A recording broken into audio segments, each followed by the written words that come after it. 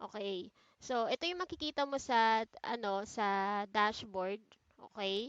Pag mag-create ka na ng account usually. So, ang gagawin mo lang is punta ka sa My Sites and ang gagawin natin is mag-create tayo ng isang website from scratch. Isipin or i-assume natin na na-access mo na yung dashboard mo after mong mag-login. So, i-click mo yan yung add new and it will ask you ano yung site domain and yung title ng website mo. Yung site domain, ito yung ito, ipakita ko sa itong blog.cyrilpisanable.com. So, yan yung tinatawag na domain, yung pangalan ng website mo.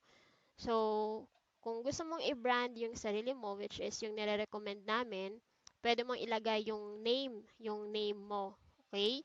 Basta any domain na gusto mong i-brand sa'yo, sa group mo, or sa product mo. So, parang ganun. So, ito, subukan natin itong Pinoy Internet Marketing Expert. Ito yung gusto kong i-brand muna ngayon about online marketing. So, pwede akong maglagay ng site title or kasi ito yung site title ng blog ko na to na isa, yung Pinoy Marketers Avenue, na isang blog for marketers or entrepreneurs na gustong matuto ng online marketing, prospecting, closing sales. So, yan siya. So, yan. Helping Pinoy about online marketing, yung name ng website. And etong sa privacy, allow search engines to index the site, iselect mo muna yung no.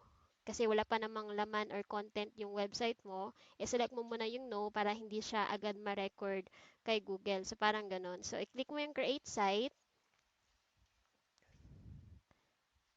Nagawa ko na pala to before. Pinoy Online Marketing Expert. So, yan na lang.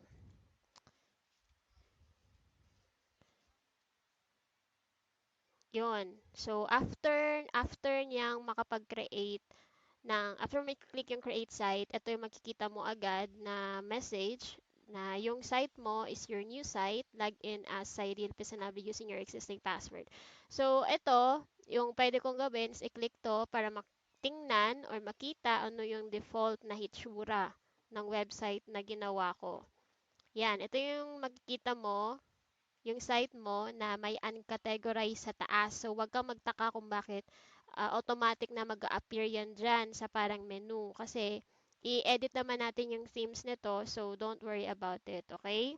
So, para makapag-login ka ulit sa dashboard mo, yung gagawin mo lang is itong website, domain mo, dugtungan mo lang ng slash wp-admin para mapunta ka agad sa dashboard nitong domain mo or itong website dashboard mo sa Impact Instrument. So, antayin na natin mag-load saglit. Yun. So, ito yung magiging dashboard mo. Okay, so again, tapos na tayo sa pag-create ng domain by default. Itong Pinoy Online Marketing Expert.impactinstrument.com yung domain ko.